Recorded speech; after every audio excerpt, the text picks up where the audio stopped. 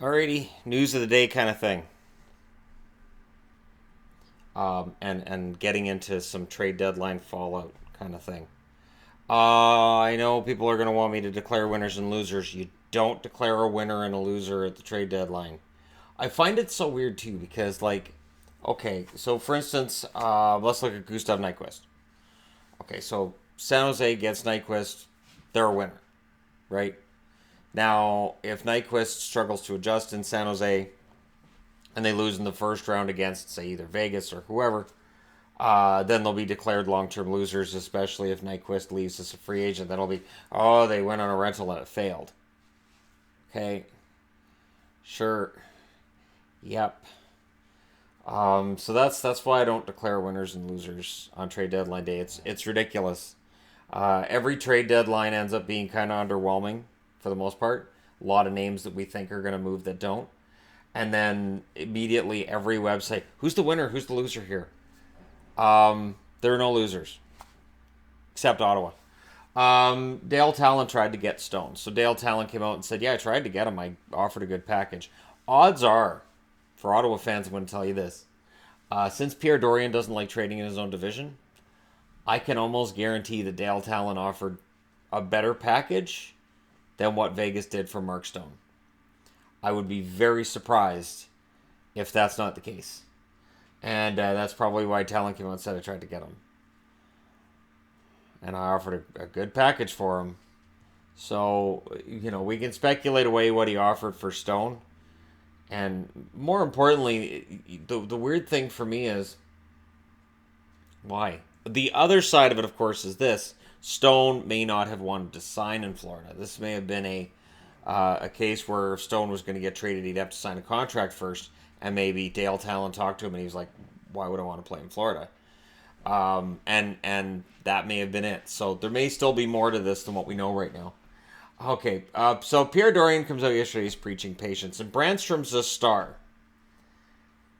And all I can think of is just ranting and raving lunatics at the microphone. And it's weird because Ottawa's got this passive aggressive thing going on with their fan base where their fans get mad, and on the one hand, well, be patient, and on the other, it's almost like they're telling their fans they don't know what they're talking about.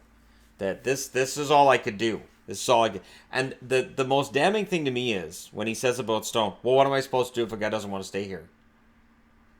Oh, okay.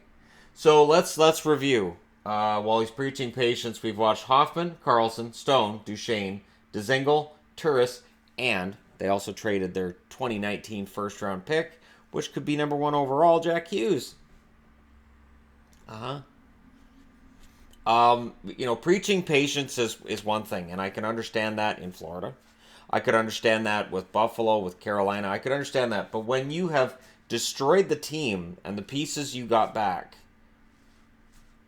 aren't really worth it. Like yesterday on Sportsnet, they showed a chart of who they traded and what they got back. It's stunning. How many star players have left this team? And along the way, I've kind of gone, okay, well, there's got to be more to it than this. And I'm starting to realize there just isn't. There is no plan. Pierre Dorion is basically being given his marching orders by Eugene Melnyk, and this is just an absolute total disaster. It is a complete and total disaster for Ottawa. And I get why the fans are upset. And this trade deadline, I get why they feel gutted. I 100% understand it.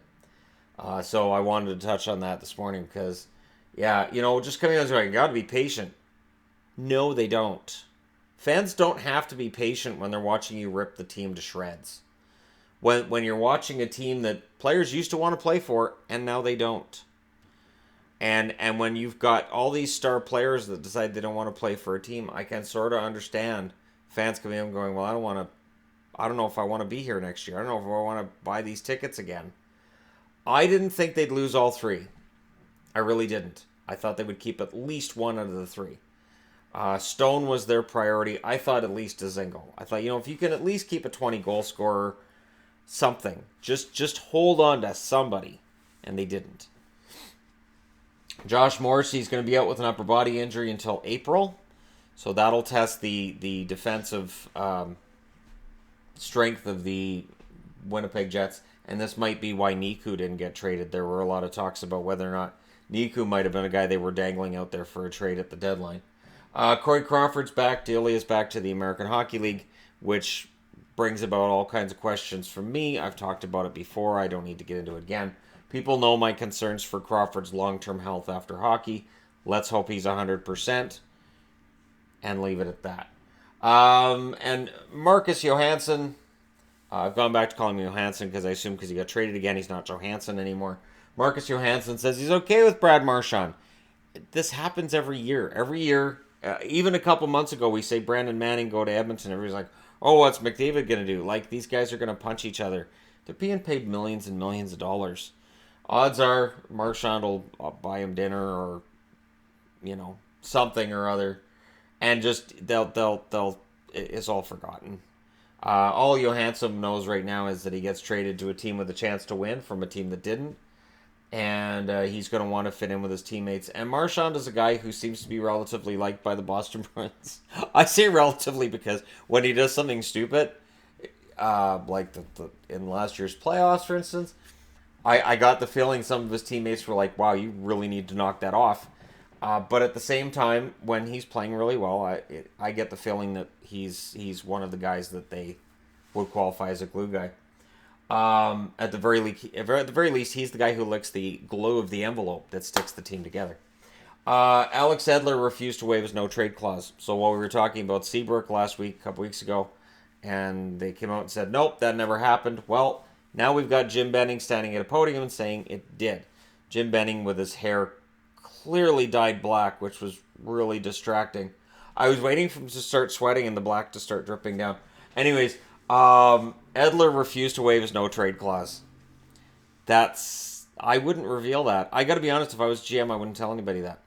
I wouldn't. Because what it does is it means that fans will just be like rabid dogs on Edler. Usually, anyways. Fans will get really upset with the player who didn't waive.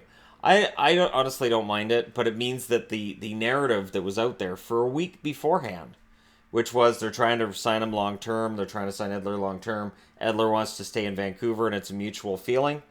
According to Benning, he was trying to move him for the last 4 days before the deadline. So, media narrative was a little bit off on that one, apparently. Edler was approached and said, yeah, I'm not going anywhere. I'm not waiving my no-trade clause. And he's within his right to do that. Doesn't bother me in the slightest. Kyle Dubas is under fire right now by your usual suspects, whether they be Nick Kyprios or Brian Burke or whoever else. And what I mean by usual suspects is there is an old school way of thinking that you need size, physicality, brute strength come playoff time. And Kyle Dubas is saying, I believe that the skill on this roster can overcome any obstacle that a bigger, stronger, more physical team can throw in its way. History would tell Kyle Dubas he's wrong. And I mean that. Your pure skill teams can get run out of the rink in the playoffs. So we may very well see a big test for Toronto as soon as the first round. The Boston Bruins, if that's who they end up facing, that would be a huge test for them. And it will be a test of the way that Dubas is putting this team together and his vision for the team. Because if they get run out of the rink in the first round and it's a physical bruising series that wears them down and proves him wrong, it'll be interesting to see what they do in the offseason. So there you go. News of the day. News around the NHL. My views on Ottawa. Let me know what you guys think in the comments section below, as always. Don't forget to hit like and subscribe. If you're browsing your way through, you just tap it upon this video. And hey, thank you guys so much for watching. I'll talk to you again soon.